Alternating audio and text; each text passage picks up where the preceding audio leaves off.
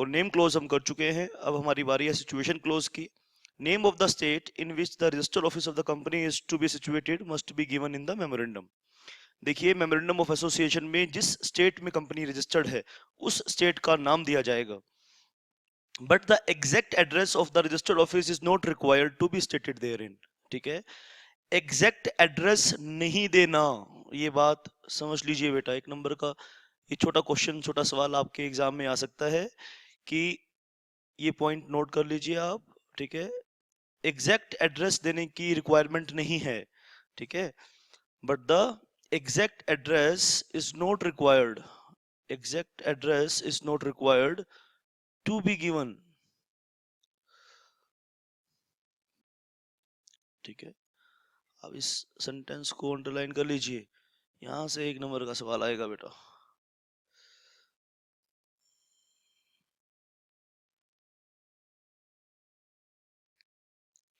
Exact address of the registered office is not required to be stated therein. Within 15 days of the incorporation and all the times thereafter, the company must have a registered office. ठीक है, यानी जब आपका incorporation हुआ, ठीक है बेटा, तो मान लीजिए ये आपकी है डेट ऑफ इनकॉर्पोरेशन। याद रख लीजिए बेटा, डायग्राम इसलिए बनाता हूं क्योंकि डायग्राम से आपको रिटेंशन ज़्यादा हो जाती है, रिटेन करने में मेमोरी, लॉन्ग टर्म मेमोरी बनती है पिक्चर को देख के। वर्ड्स आप भूल सकते हो लेकिन डायग्राम नहीं भूल सकते। डेट ऑफ इनकॉर्पोरेशन है ये, ठीक है, और डेट ऑफ इनकॉर्पोरेशन के अंदर 15 दिन के अंदर, 15 days, this is the date of incorporation, and this is a date from 15 days of incorporation। ठीक है भाई, 15 दिन के अंदर आपके पास रजिस्टर्ड ऑफिस आ जाना चाहिए। ठीक है, एंड फर्दर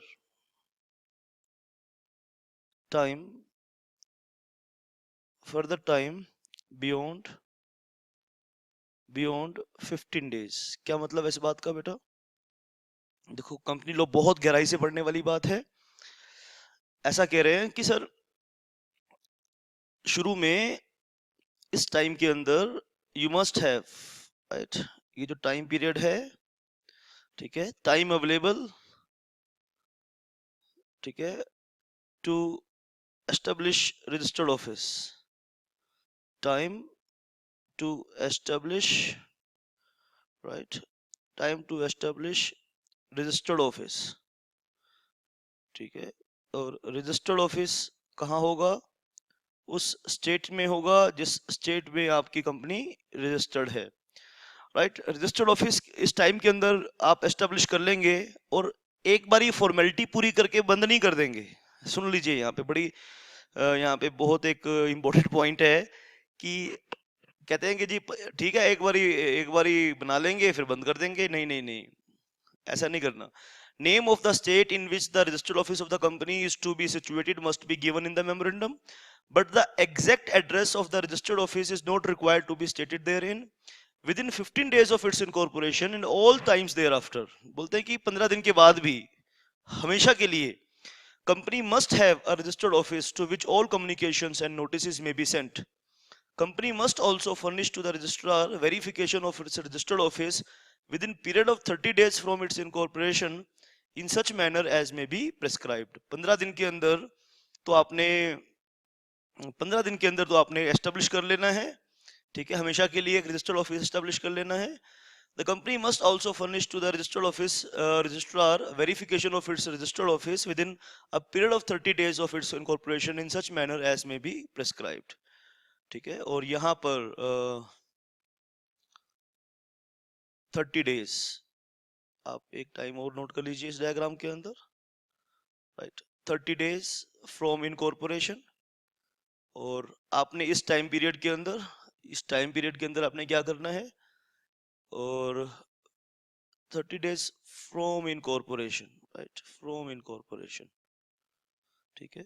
एंड और ये जो टाइम है जो रेड लाइन से मैं शेडेड कर रहा हूँ, तो इस टाइम के अंदर आपको वेरिफिकेशन कर लेना है। 30 डेज 30 डेज का यहाँ पे टाइम है। 30 दिन के अंदर वेरिफिकेशन कर लेना है। वेरिफिकेशन रजिस्ट्रार को कर देना है कि ये हमारा रजिस्टर्ड ऑफिस है, ताकि रजिस्ट्रार आपके ऊपर कोई नोटिस, कोई सर्कुलर सर्व करना चाहे तो वो कर सके।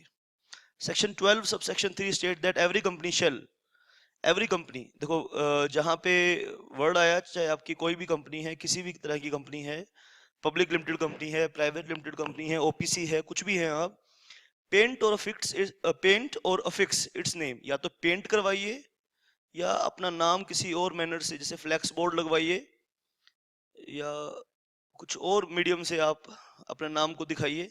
And the address of its registered office and keep the same painted, एक बारी पेंट करा के मिटा नहीं देना है उसको, हमेशा के लिए पेंट करवाना है, ध्यान दीजिए। On the outside of every office or place in which the business is carried on the outside of every place, देखो बेटा, जहां जहां आप बिजनेस करते हैं कंपनी के नाम से, वहां वहां आपने वहां अपना नेम चिपकाना है, नेम लगाना है, बोर्ड लगाना है अपना। Or place in which its business is carried on in a conspicuous position. Conspicuous position मतलब क्या है?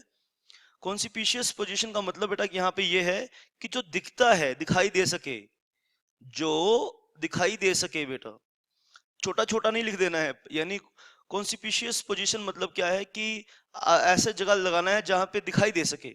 इन legible letters and if the characters employed therefor are not those of the language or of one of the language in general use in that locality, also in characters of that language or one of those languages. In legible letters यानी वो font use करना है जो समझ में आए। and if the characters employed therefore are not those of the language or of one of the language in general use in that locality, also in the characters of that language or of the one of the those languages, अगर जिस नाम जो language आप use कर रहे हैं वो वहां की लोकल लैंग्वेज नहीं है, तो लोकल लैंग्वेज में भी आपने नेम को लिखना है। आप इसे पॉज करके नोट कर लीजिए। वेरी वेरी इंपॉर्टेंट पैराग्राफ बेटा, ये बहुत इंपॉर्टेंट पैराग्राफ है।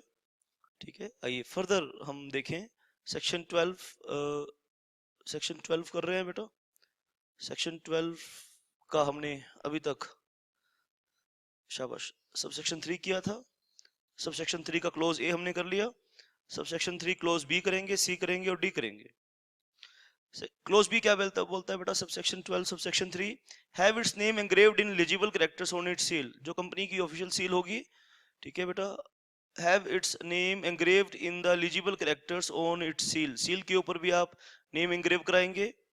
Gate its name, address of its registered office and the corporate identity number along with the telephone number, fax number if any, email and website addresses if any, printed in all its business letters, bill heads, letter papers, and in all its notices and other official publications. Have its name printed on hundis, promissory notes, bills of exchange, and such other documents as may be prescribed.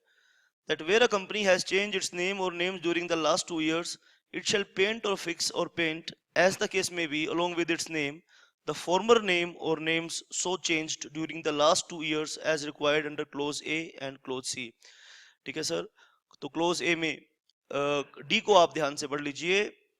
Have its name printed और on hundis, आप कोई भी हुंडी यानी bills of exchange, हुंडी का मतलब क्या होता है बेटा?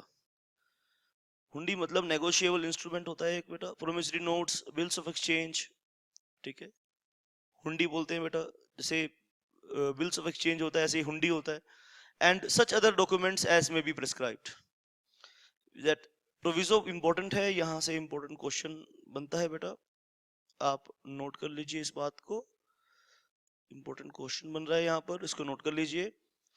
Where a company has change its name or names during the last 2 years, अगर कंपनी ने पिछले 2 सालों में अपना नाम बदला है, ठीक है, इट शैल पेंट और fix as the case may B